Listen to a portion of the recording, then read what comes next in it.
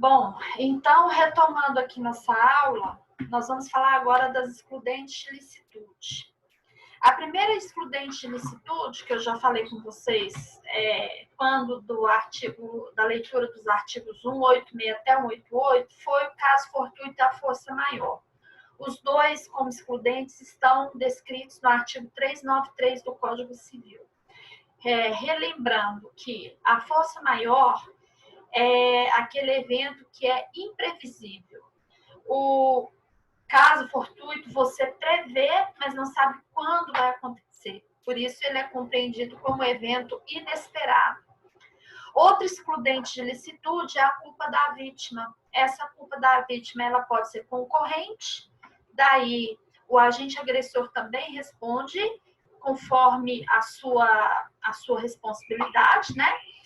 E a culpa da vítima ela pode ser exclusiva. Se for exclusiva da vítima, você tem aí um caso excludente de licitude e o agressor não responderia pela lesão causada à vítima.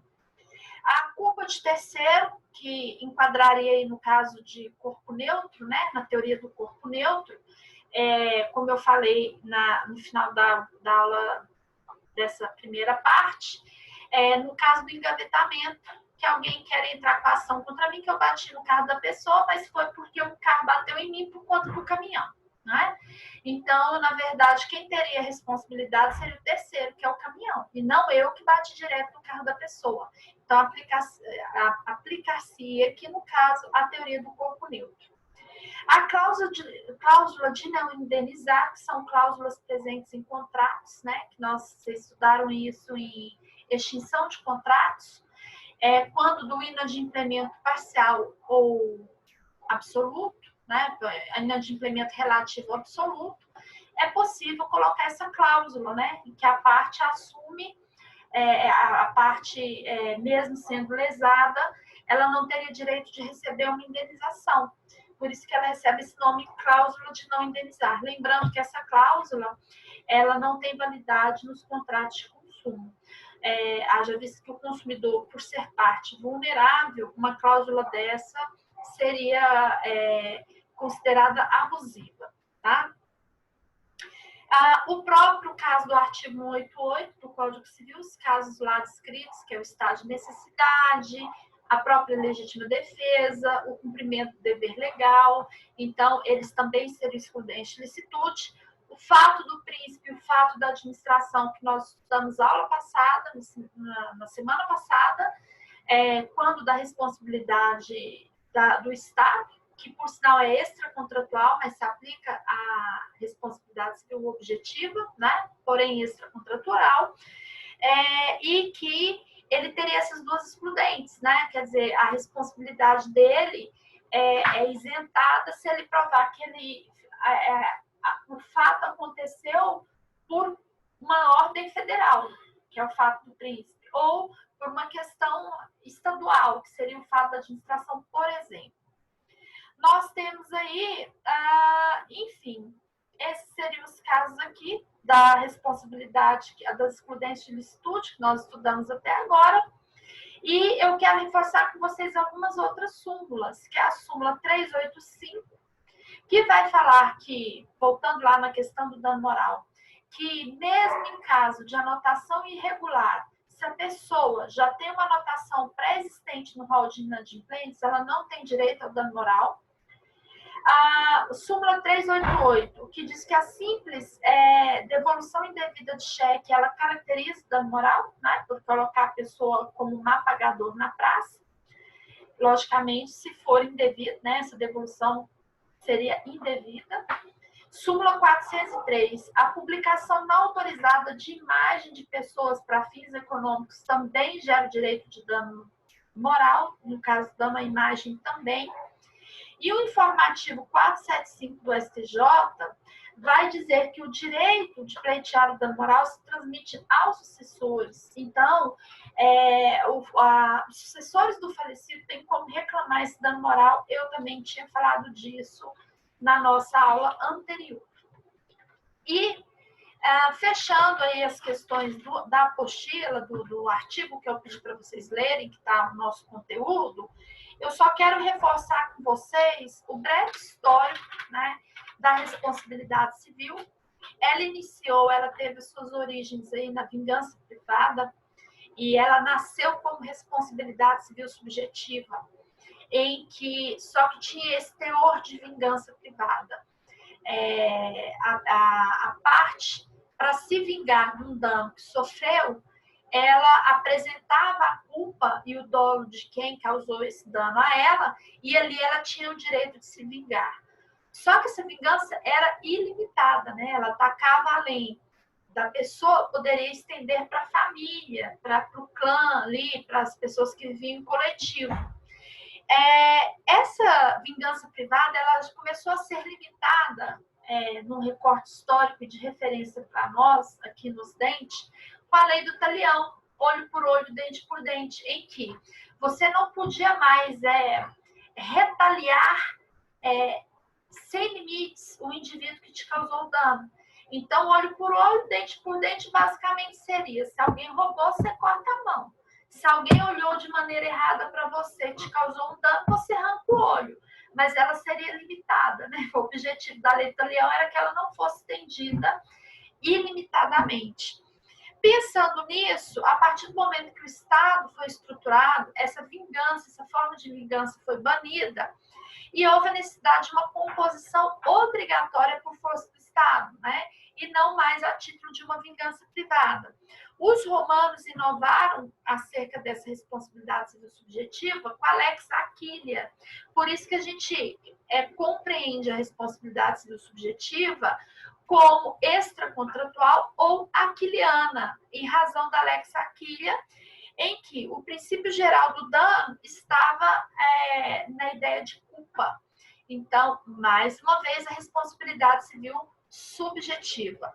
O Código de Napoleão, que influenciou enormemente o direito brasileiro, também tratava da responsabilidade civil subjetiva. Quando veio para o Código de 16, ele já tratava da subjetiva e da objetiva, o que repercutiu no nosso Código Brasileiro de 2002, o Código Civil de 2002. Bom, a razão, né, dessa responsabilidade, né, desse dever de responsabilidade, ele vem do dever jurídico de abstenção, que é de ninguém é dado o direito de prejudicar alguém. É por isso que gera o dever de reparar. Hoje, a aplicabilidade da responsabilidade civil, ela se dá na seguinte lógica: a responsabilidade civil subjetiva, ela seria residual da objetiva, ou seja, primeiro você apura se o caso seria de responsabilidade objetiva, em que eu precisaria provar apenas conduta, dano e nexo. A partir de então, eu analiso aí a culpa ou dolo e passo aí para a subjetiva. A teoria do risco, resumindo o que nós lemos no código, né, as nossas leituras dos artigos. Os casos de responsabilidade civil objetiva pela teoria do risco, ele não se aplica só nas relações contratuais, mas também por força de lei, como ocorre nesses artigos que eu vou comentar aqui.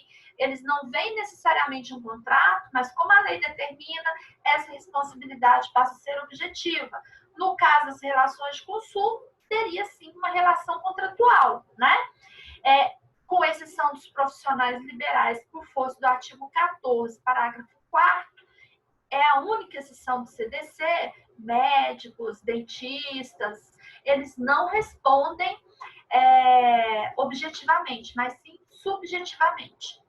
O artigo 187 fala aí do abuso do direito, ele vai observar o critério objetivo finalístico, né? Por força do enunciado 37 da Jornada do Direito Civil, que vai dizer que a observação do abuso de direito avalia esse critério objetivo.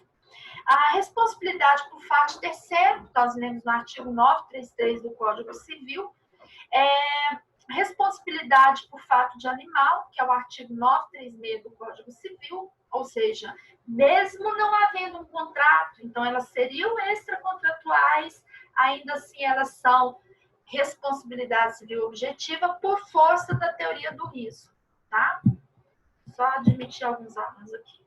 Bom, a responsabilidade pela ruína de edifício ou construção, no artigo 937. Tem alguém me perguntando aqui, deixa eu ver. liberei. A responsabilidade de pessoa que age com estado de necessidade, que é o 929 e o 930. Ele independe da excludente de ilicitude. Quem causa dano a outra, né?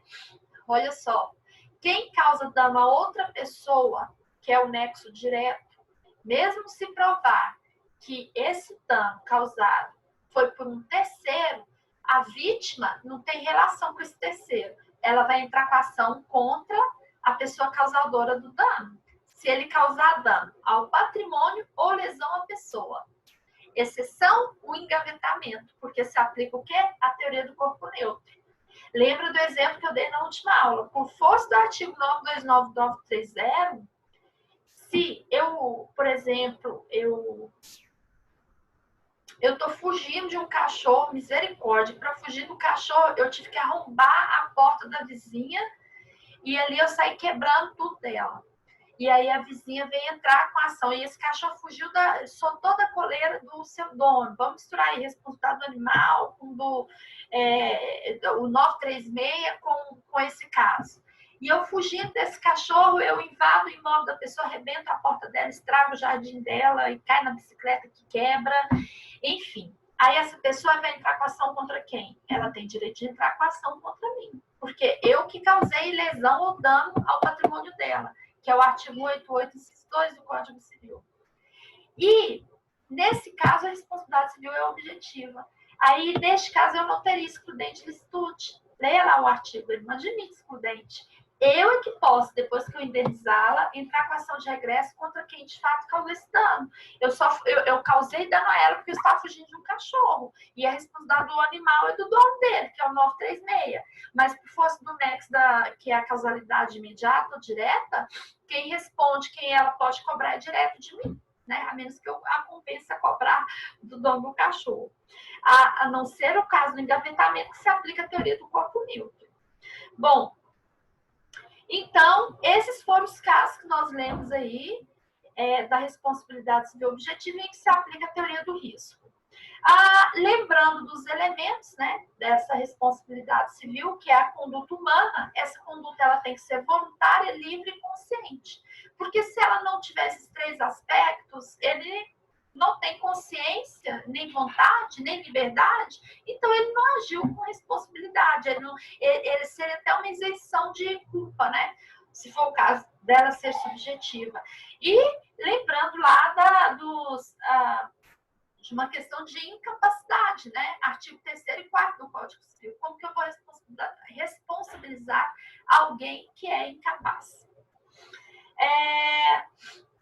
Os atos ilícitos. Eu já tinha falado isso, que o que gera responsabilidade civil não são só atos ilícitos, no caso da objetiva, também os atos lícitos. O dano indenizável, nós falamos que é o material, moral e o estético, né? Os requisitos para esse dano ser indenizável é a violação de interesse jurídico, a subsistência desse dano e a certeza do dano. Não se indeniza um dano hipotético. Então, eu tenho que ter certeza que aquilo causou dano. Os danos materiais, nós já falamos. Dano moral, falamos da função dele, que eu uso como referência Maria Helena Diniz, que diz que o dano moral tem que ter função punitiva, compensatória e pedagógica. Né? Há autores que definem só duas funções, que seria a compensatória e a pedagógica. Eu incluo aí a punitiva, como a Maria Helena Diniz coloca.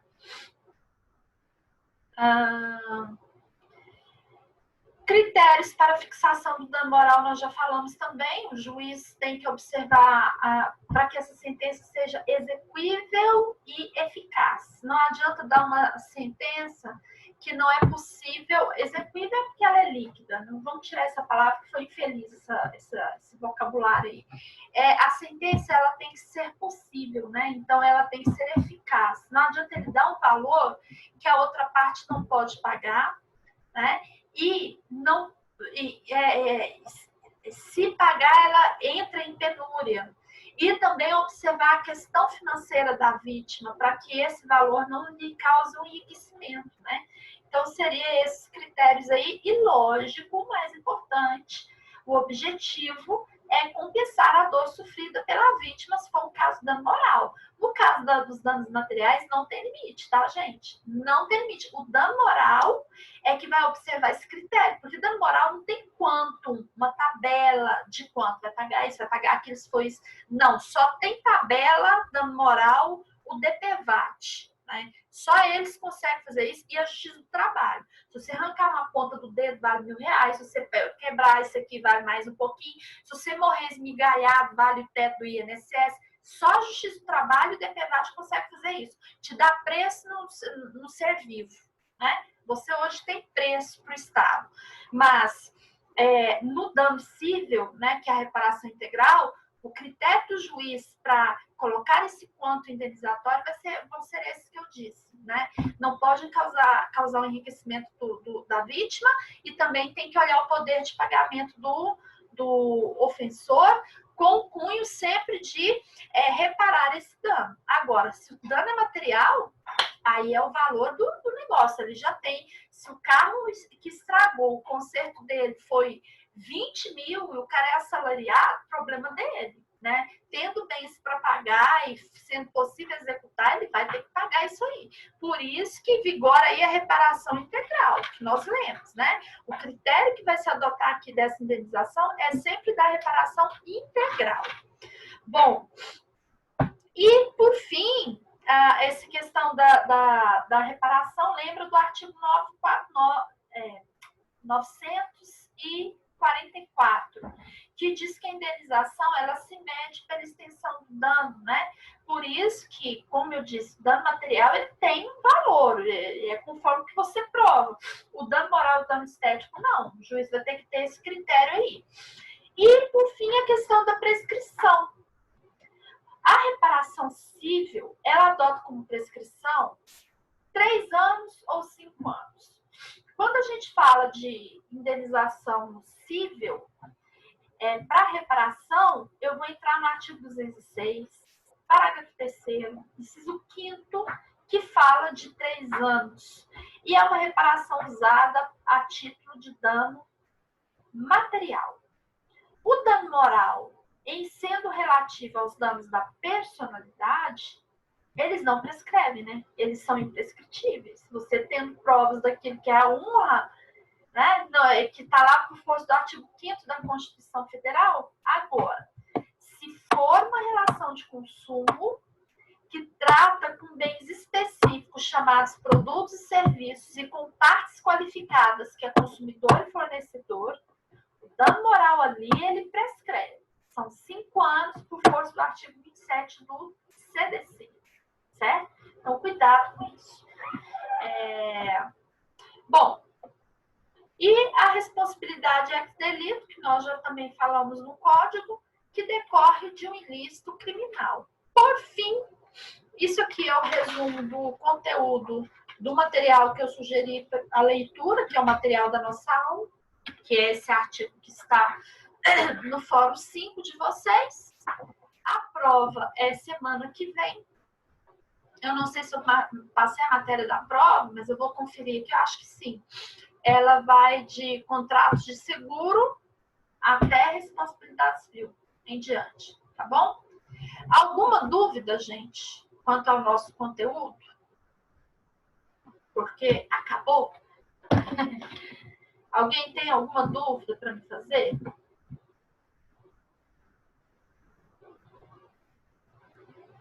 Oi?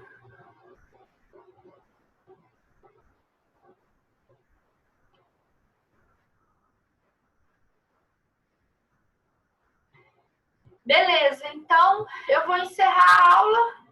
Nosso conteúdo acabou. Boa prova para vocês. Qualquer dúvida, vocês entrem em contato pelo WhatsApp, tá bom? Não esqueçam dos fóruns e dos prazos dos fóruns. Boa noite para todo mundo aí.